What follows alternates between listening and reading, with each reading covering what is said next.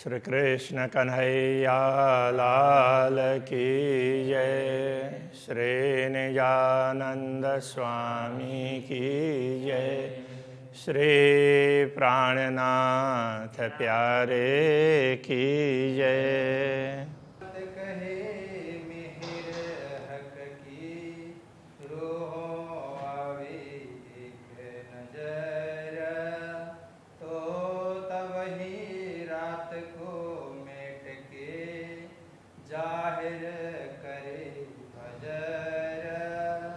जाहिर करे फजर। श्री कृष्ण कन्हैया लाल की। तीसरे सागर की बात करते हैं तो ये ब्रह्मात्माओं का एकात्म भाव है। एक दिली कहने का तात्पर्य एक भाव सब में एक के जब इतना ऐक्य होता है तो उसमें एक के मन में कुछ बात आती है तो दूसरे को भी वही ख्याल होता है, वैसी बात होगी। एक खुश है तो दूसरों को भी उसकी खुशी होती है, मिलती है। तो इस प्रकार से ये एक दिली है, एकात्म भाव। तो उस बात को यहाँ समझा रहे हैं, इसको ही तीसरा सागर कहा। तो एकात्म भाव कैसा है और क्यों होता है, दोनों बातें यहाँ पर समझाइए। अब कहूँ सागर तीसरा मूल मेला विराजत। अब तीसरे सागर की बात करते हैं जो ब्रह्म आत्माएं मूल मेलाओं में विराजमान हैं। रूह की आँखों देखिए तो पाइए इन सिफत। आत्मदृष्टि से देखेंगे तो इनका महत्व, एक दिली का महत्व समझ में आएगा, अथवा इन ब्रह्मात्माओं की महिमा समझ में आएगी। अरश की अरवाह जेती, जितनी भी आत्माएं धाम की हैं, जुदी होए न सके एक खिन। एक क्षण भी वो अलग अलग नहीं होंगे, क्योंकि सब में एकात्म भाव है। ए माएँ क्यों होए जुदियाँ, असल रूहें एक तन। तो ये जब मूल रूप से तो ये एक ही है, असल में एक ही तन है, श्यामा जी के अंग है, तो वो अलग अलग कैसे हो सकते हैं। वो नश्वर जगत में इन सबन की एक अकल, एक दिल, एक चित्त है। उनकी बुद्धि भी एक है और चित्त भी एक है। एक इश्क इनों का स्नेह कायम हित। प्रेम भी इनका एक ही है और स्नेह भी एक ही है। प्रेम स्नेह एक ही चीज़ है, तो वो अखंड है, कभी इधर उधर होने वाला ही नहीं है। इनो दिल सागर तीसरा, एक सागर सब दिल। इनके दिल का सागर है, वो सबका एक ही है। तो इसलिए इनके दिल को ये तीसरा सागर कहा है कि वो सबके दिल का एक सागर है, सारा सबका मिल करके ऐसा होता है। देखो इनो दिल बैठ के किन विध बैठिया मिला। इनके दिल में बैठ करके तो देखो, इनके दिल पर, इनके दिल को समझ करके तो देखो ये कैसे एक होकर के बैठी हुई है। तो ये बताना चाह रहे हैं। हास विलास सुख एक है, परम धाम के हास विलास वो सारे एक ही सुख है, एक सब एक जैसे ही हैं। एक भांत एक चाल, सबके आनंद एक होता है तो दूसरों को भी होता है। इसी प्रकार से तो सबकी चाल भी एक ही प्रकार की है। तो इन वाहिदत की क्यों कहूँ, कहो लफैल जो हाल है। तो जब उनका सहारा सब कुछ एक ही है, एक ही का तात्पर्य सब में प्रेम है। कोई ऐसा कोई दूसरा विचारता हो, कोई तीसरा विचारता हो, इस प्रकार से नहीं है। तो फिर अलग अलग लीलाएं कैसे करेंगे, तो वो तो फिर जैसे जिन जिन को वो तो वैरायटी दिखाएंगे ना, तो उसके हिसाब से राज जी बोलेंगे कि कोई ये कर लें, दूसरा कर लें। तो उस हिसाब से सबको ड्यूटी दी हुई होती है, तो उस हिसाब से वो काम करते हैं।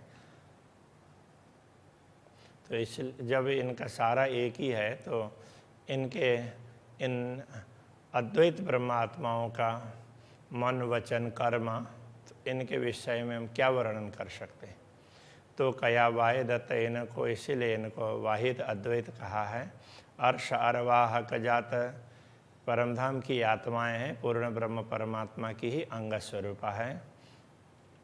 ज्यों ज्योतें ज्योत उद्योत भई, त्यों सूरत की सूरत सिफात। जैसे एक ज्योति से दूसरी ज्योति प्रकाशित होती है, तो ज्योति से ज्योति उसमें होगी ना, तो इस प्रकार से तो ये ब्रह्मात्माओं की विस्तृति है कि वो सूरत की सूरत है।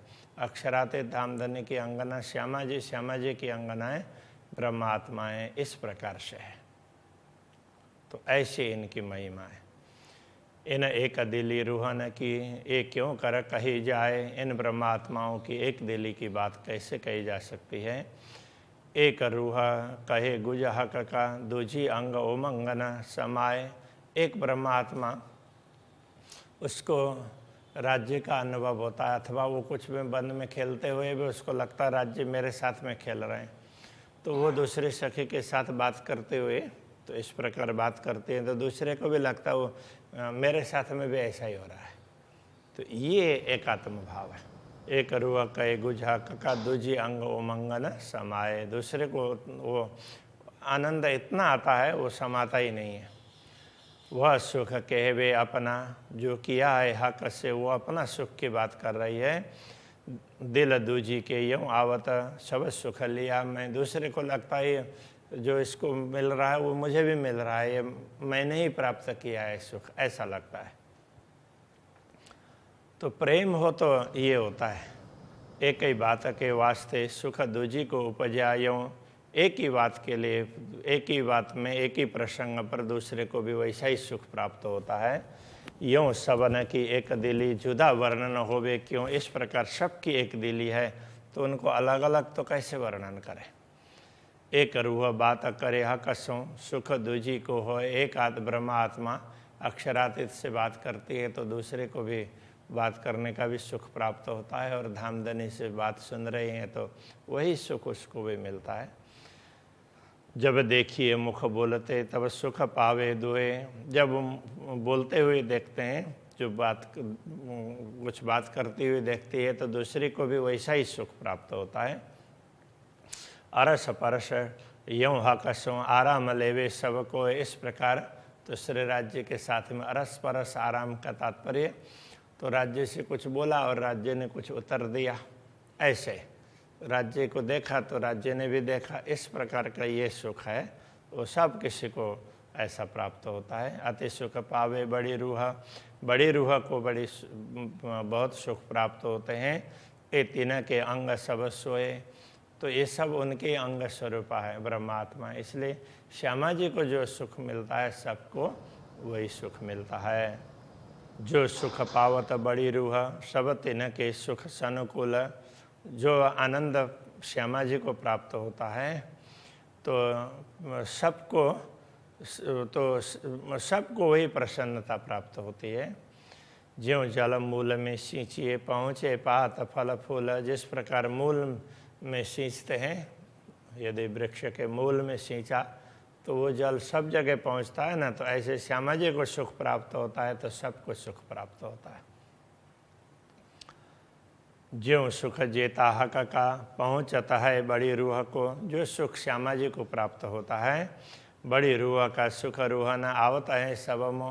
तो श्यामा जी को जो सुख प्राप्त होता है वही सब ब्रह्मात्माओं को भी प्राप्त होता है। श्यामा जी राज्य के साथ बैठी है तो सब ब्रह्मात्माओं को भी ऐसा लगता है कि हमारे साथ में ही राज्य बैठे हुए हैं।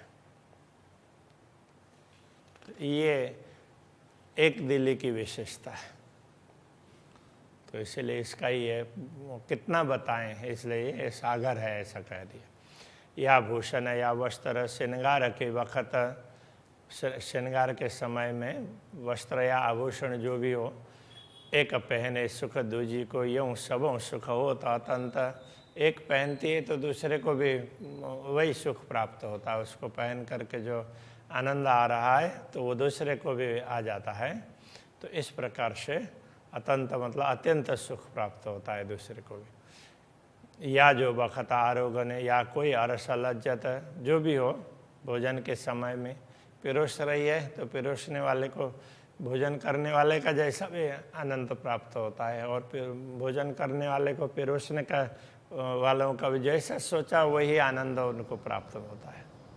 सो एक रूह से दूसरी सुख देख कहे पावत, एक से दूसरी वो कहते ही उसको भी सुख प्राप्त होता है। ये सुख बातें अरस सखी अलेख अखंड, परमधाम की ये बातें हैं, अलेख हैं, असंख्य है, अखंड है। क्यों वर्णों में इन जुआ, बैठ बीच इन इंड, इस नश्वर संसार में रह करके परमधाम की बातें कैसे बताएं। मैं नेक कही इन विद की सो अरस में विद बेशुमार, मैंने तो थोड़ी सी बात कही है, परमधाम में तो बहुत है, इसका कोई पारावारी नहीं है इस प्रकार के बातों का, घटनाओं का। इन मुखबानी क्यों कहूँ जाको वार न पार, तो इस मुँह से और इस जिह्वा से जिसका पारावारी नहीं होता है उसका क्या वर्णन करूं। तो कया रसूल ने अरस में वाहिदत, तो रसूल ने इसीलिए उसने भी यही कहा कि उन्होंने भी परमधाम में अद्वैत है, परमधाम अद्वैत है, ऐसा करके कहा। सो कया इन मायनो ए रूहें एक दिल एक चित्त, उसका कहने का तात्पर्य यही है, अद्वैत भूमिका है कहने का तात्पर्य।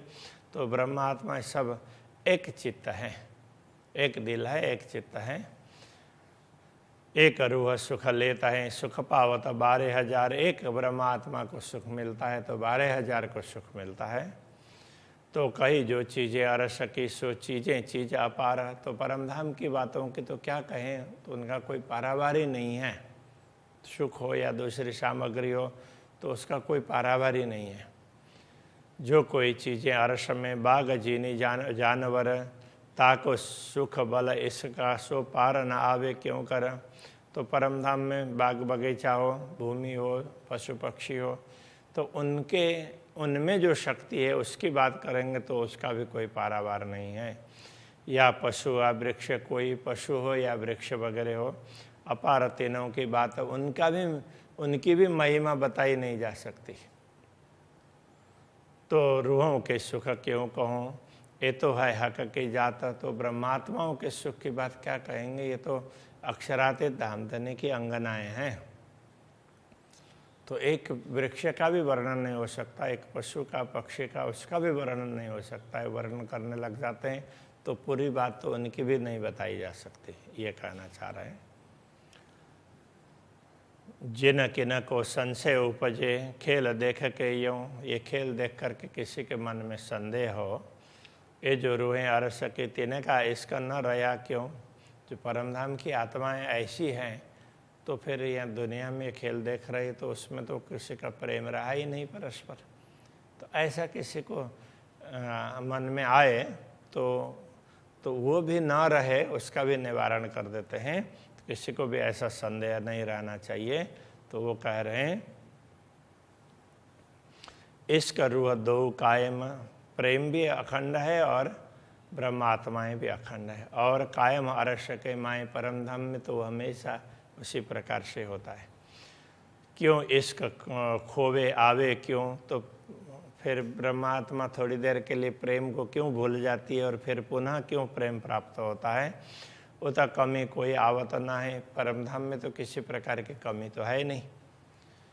तो उसका उदाहरण देते हैं, उता कमी क्यों आवे जो रूहें आवे क्यों इत, तो वहाँ किस चीज़ की कमी है तो फिर ब्रह्मात्माएं दुनिया में आई। तो किस चीज़ की कमी थी तो उनको दुनिया में आना पड़ा। और इश्क जाए क्यों इनका, फिर इनका प्रेम कैसे चला जाएगा, जिनकी इतनी बड़ी सिफत, जिनकी महिमा ही इतनी बड़ी है। जात हक के कहा वही और कहा वे माहे बाहेदत्त, एक तो परमधाम की अद्वैत भूमिका की कही जाती है, दूसरी राज्य की अंगना कही जाती है। जो इल्म विचारे हक का ताको इश्क बढ़त, यदि पूर्ण ब्रह्म परमात्मा के प्रेम पर जो भी विचार करता होगा तो उसको तो प्रेम बढ़ना ही होता है, तो घटेगा कैसे। एक कहती हूँ मैं तिन को जो कोई संशय लावे जिन, किसी को ये संशय ना रहे उनके लिए भी मैं ये बता दे रहा हूँ। ये अनहोनी हकें करी वास्ते हांसी ऊपर रूहन। ये असंभव बात भी अक्षरातीत धामधनी ने परमात्माओं पर हास्य करने के लिए संभव किया है। ना तो एक अबू नहीं जो हक रूहें देवे सुपन्न, हक रूहें देखे सुपन्न। वैसे तो अखंड धाम की आत्माएं स्वप्न को देखे, ये तो कभी संभव ही नहीं है। एक जरा अर्श का उड़ावे 14 भवन। जब परमधाम का एक कण ही 14 लोक को निरस्त कर सकता है, तो ब्रह्मात्माएं ये नश्वर जगत को देखें, ये तो कैसे संभव हो सकता है। ए हक हिकमत करी खेल दिखाया झूठ रूहन। तो ये श्री राज्य की कला है। तो हिकमत का तात्पर्य तो कुशलता, कौशल है। श्री राज्य की ये कौशल उनके कला ही है कि खेल दिखाया झूठ रूहन। तो अपने आत्माओं को उन्होंने झूठा खेल दिखा दिया। वो क्षण मात्र के लिए ये कहना चाह रहे हैं, पट दे झूठ दिखाइया, एक पर्दा डाल करके झूठ दिखा दिया। नैनो देखे बकावतन, तो आँखों से तो अखंड धाम को ही देख रही हैं, और इस बीच में क्षण मात्र के लिए तो वो पर्दा डाल दिया। तो देखते देखते भी तो जैसे आँख की पलक बंद होती है, तो इतनी देर के लिए तो वो देखना बंद हो गया। तो इतने में तो सारी दुनिया सब दिखा दी। आड़ा पट दे झूठ दिखाइया, तो पर्दा डाल करके झूठ दिखा दिया। पट न आड़े हक, धामधनी के सामने तो ये पट व्यवधान रूप नहीं है। सो हक को हक देखत, तो धामधनी तो स्वयं को भी देखते हैं, सब कुछ उनको पता है, किंतु ब्रह्मात्माओं को ही समझाने के लिए तो वो आवरण डाल दिया है। वो क्षण मात्र के लिए है। तो हुई फरामोशी रंचक, इस प्रकार रंचक मतलब जरा सा थोड़ी सी ये फरामोशी हुई है, नींद थोड़ी सी नींद आई, नींद का ऐसा हो गया, बस इतनी ही बात है। जैसे कई बार वो बैठे बैठे ऐसा होता है ना, कुछ सुन रहे हैं तो सुनते सुनते इतना ही हुआ, बस इतनी ही बात है, जबकि भी इतना भी दिखा भी नहीं, इतनी देर में तो ये सारा दिखा दिया। तो ये कहना चाह रहे हैं, इन्हें विध खेल दिखाइया, ना तो रूहें झूठ देखे क्यों कर। तो अखंड धाम की आत्माएं नश्वर जगत को कैसे देख सकती, तो इसलिए इस प्रकार क्षण मात्र में दिखा दिया। अपने तनहा के जान के करी हंसी रूह ऊपर, अपनी अंगना समझ करके ही धामधनी ने उन पर हंसी की है, क्योंकि उनको और ज़्यादा सुख दिलाना है। इसलिए सो भी सुख किया सुख वास्ते, वो भी सुख ज़्यादा अनुभव करवाने के लिए है। पर अब सुध किन को नहीं, किंतु जितने देर दिखाया इतने में किसी को भी ख्याल नहीं है। खेल देसी सुख बड़े, अब जागे अरस के माहे, जब जागे अरस के माहे, जैसे ही जागृत हो जाएंगे तब ये झूठ, जो कुछ झूठ में देखा स्वप्न में, तो वो भी उनको बड़ा आनंद देने वाला होगा। उस समय उसकी बात कर करके सब थकेंगी नहीं। हादी नूर है हक का, और रोए हादी अंग नूर। श्यामा जी अक्षरातीत की ही अंगना है, और ब्रह्मात्मा श्यामा जी के अंग के नूर है। इन विध अर्श में बाह्य दत्ता, ये सब हक का जहूर। इस प्रकार परम धाम में अद्वैत भाव है। ये सब अक्षरातीत धामधनी का ही अंग कहें और उनका ही प्रकाश कहें, ये सब उनका ही तेज है। महामत कहे ये तीसरा, ये जो रूह दिल सागर, ब्रह्मात्माओं के दिल का ये अद्वैत भाव है, यही तीसरा सागर है। अब कहूँ चौथा सागर, पट खोल देखो अंतर। अब चौथे सागर की बात करते हैं, तो उसको पट खोल करके देखो, अंतर के पट को खोल करके देखो और उसको भी समझ लो। अब चौथा सागर आगे बताएंगे श्री राज्य के श्रृंगार का, तो बहुत लंबा चलेगा, कई प्रकरण तक चलते रहेंगे। अभी ये तो अभी के इस प्रसंग को यहीं पर रखते हैं। श्री कृष्ण कन्हैया लाल की।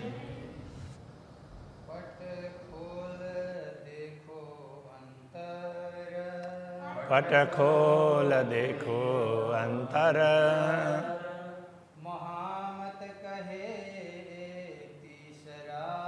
महामत कहे तीसरा,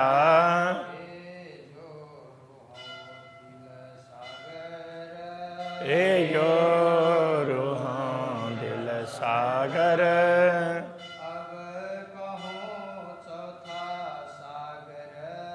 अब कहूँ चौथा सागर,